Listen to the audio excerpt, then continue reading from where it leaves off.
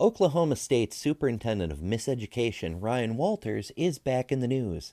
You may recall him for being responsible for enacting illegal and discriminatory policies that contributed to the death of Nex Benedict.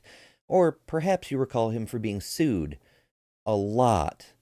First, there's Summer Boismeyer, the teacher who went viral for covering bookshelves with red paper inscribed with the words, "Books the state doesn't want you to read," following the state's first controversial round of book bans.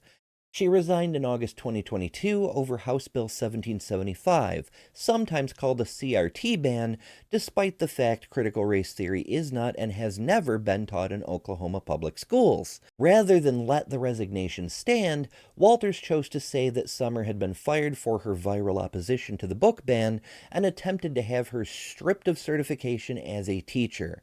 That effort failed because Walters made that up, and now Summer is suing for defamation and related injuries. Walters responded to these accusations of slander by accusing Summer of providing pornographic material to students, which he also made up. Then there's Janessa Boynty, a school counselor who was fired for, quote, being quoted in a news story following the death of a student. She's suing for wrongful termination. Walters' spokesperson, who was quoted in a news story, responded by pointing out his election to office is effectively a mandate to purge any staff who don't back him personally 100% on every policy. Then there's Matthew Caldwell, who was fired for leaking information. State education is full of state secrets, apparently, when he sent a copy of Walters' teacher pay plan to the state attorney general over concerns that obvious violations of employment law would cost the state $18 million. He's even being sued personally by the Edmond Public Schools for threatening to strip the district of accreditation for having The Kite Runner on high school library shelves and accusing school employees of having, quote, chosen to peddle porn for failing to ban it, along with every book that he personally doesn't like. There's more. So much more.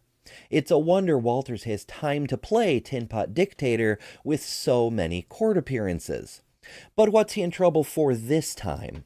2 Oklahoma law centers are suing Walters on behalf of a student in Moore Public School District because a temporary rule prohibits schools from updating the gender designation of students without approval from the state board. In October, the board was presented with a court order requiring them to update the unnamed minor students' records and voted to ignore that court order.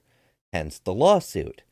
Walters justified this blatantly illegal act of discrimination by saying, quote, our pronoun policy protects schools and teachers from unfounded accusations of discrimination.